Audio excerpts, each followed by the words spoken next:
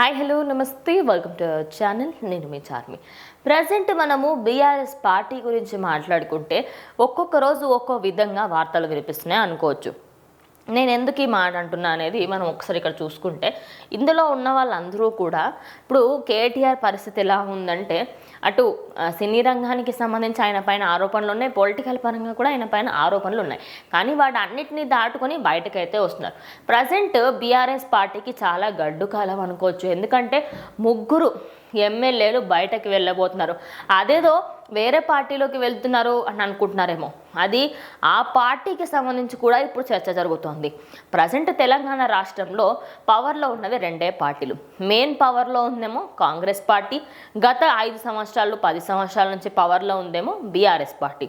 మరి ఈ రెండు పార్టీలలో బీఆర్ఎస్ పార్టీలో ఉన్న వాళ్ళు వెళ్తే కాంగ్రెస్ పార్టీకి వెళ్ళాలి కదా, లేదంటే థర్డ్ ఇంకా ఆప్షన్ పెట్టుకొని బీజేపీ పార్టీకి వెళ్ళాలి. అలా కాకుండా కొంతమంది టీడీపీకి వెళ్ళాలని ఆలోచిస్తున్నారట. మరి ఆ కొంతమంది ఎవరు అనేది చూస్తే ఫస్ట్ మల్లారెడ్డి, మరి రాజశేఖర్ రెడ్డి, మాజీ ఎమ్మెల్యే తీగల కృష్ణారెడ్డి. అయితే వీళ్ళ అందరూ కూడా అంటే వీళ్ళు ముగ్గురు వెళ్ళి అటు టీడీపీకి సంబంధించిన అధినేత అయినటువంటి చంద్రబాబు నాయుడు సీఎంని కలవడం జరిగింది. అయితే సీఎం చంద్రబాబు నాయుడిని కలవడంతో బయటకు వచ్చిన తర్వాత కృష్ణారెడ్డి అయితే ఆయన మీడియాతోని డైరెక్ట్గా చెప్పేశారు, నేను టీడీపీలో జాయిన్ అవ్వడం ఖాయం, నాతో పాటు ఇంకో 2 ఎమ్మెల్యేలు కూడా జాయిన్ అవ్వబోతున్నారు.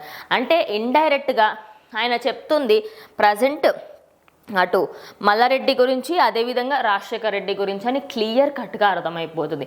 అంటే బీఆర్ఎస్ పార్టీ నుంచి ముగ్గురు వెళ్ళబోతున్నారు అనమాట ప్రజెంట్ టీడీపీ పార్టీకి. అదేంటి, వెళ్తే కాంగ్రెస్లోకి వెళ్ళాలి, లేకపోతే బీజేపీలోకి వెళ్ళాలి. అటు ఇటు కాకుండా తెలంగాణ ఎమ్మెల్యేలు అయ్యుండి ఏపీలోకి ఎందుకు వెళ్ళాలి అనుకుంటున్నారా? దానికి సంబంధించి ఇంకా ఫుల్ డీటెయిల్స్ అయితే రాలేదు. కానీ ప్రజెంట్ ఇక్కడున్న వాళ్ళందరూ కూడా ఆ పార్టీకి జంప్ అవ్వాలి అనేది అనుకుంటున్నారట. మరి ఇది జరిగితే మాత్రం బీఆర్ఎస్కి పెద్ద లాసే అనుకోవచ్చు. ఇక దీనికి ప్రకారంగా చూసుకుంటే ఇప్పటికే అటు బీఆర్ఎస్ పార్టీకి టీడీపీ పార్టీకి అంత మంచి బంధుత్వం అయితే ఏమీ లేదు. బట్ వెయిట్ చేసి చూద్దాం, మేబీ వాళ్ళు ఫ్యూచర్లో ఇద్దరు కలిసి ఇక్కడ తెలంగాణలో పోటీ చేస్తారేమో. అవన్నీ ఇంకొద్ది రోజులలో, ఇంకొన్ని సంవత్సరాలలో, రోజుల్లో ఖచ్చితంగా కాదు. అప్పట్లోగా మరి ఎంతమంది ఆ పార్టీకి వెళ్తారో, ఎంతమంది అక్కడి నుంచి ఇక్కడికి వస్తారు ఏంటి అనేది వెయిట్ చేసి చూడాలి.